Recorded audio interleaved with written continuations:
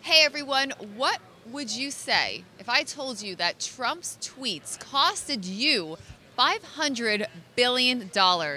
Well, that's a new fact that is coming out. So joining me to hash that out is, of course, our Wednesday Wisdom guest, Peter Tuchman. So Peter, you actually brought this idea to talk about this story today, and we did see some headlines out. What do you have to say about that, costing $500 billion in Trump tweets? So look, I think it's super important. Historically, the dissemination of economically sensitive data or headlines used to come out in a news conference. It didn't come out in a tweet or a headline form, right?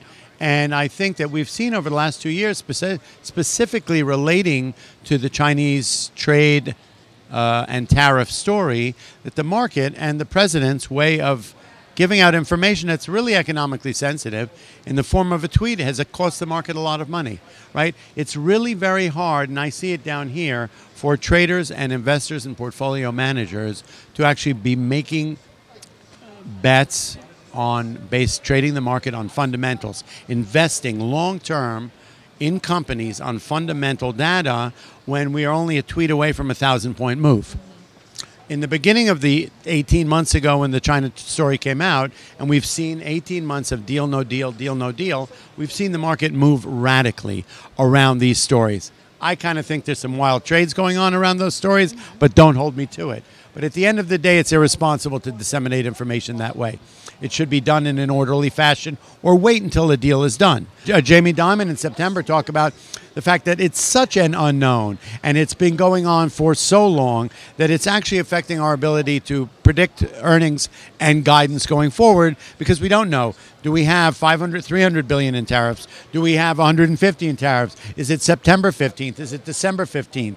Is it going to be before the end of the year?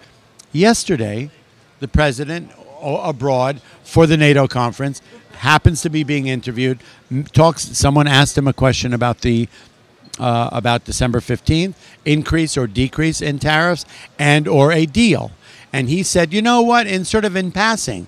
Now, this is severely economically sensitive data.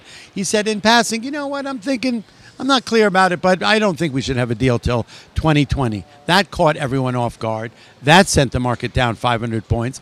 Then this morning, an unnamed source, we don't know who it was, coming out of the administration saying, you know what, we're closer to a phase one deal than we think.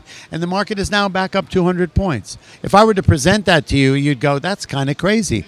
Why is that happening? Why don't we just say nothing until a deal is done at this point? But for 2 years, it's fascinating to track the market movement around tweets over the last 2 years, up and down 300, 400, 500 points. And whenever I do interviews, I tell people, if you're a trader, be nimble, take profits. If you're an investor, look at this for the long term, because we are literally a tweet away from a 1,000-point move, and that bears itself out on a daily basis. And I've heard you say that before, Peter. That is great advice. And to the Twitterverse out there, I know you guys have even mentioned it. It's really interesting to see some moves ahead of those comments from President Trump. But you know what? We'll leave that for you guys to discuss. Thank you so much, Peter, for the wonderful interview and shedding some Wednesday wisdom on this topic. It wouldn't even matter who's actually in the White House. Whoever is there, this way of disseminating information is irresponsible.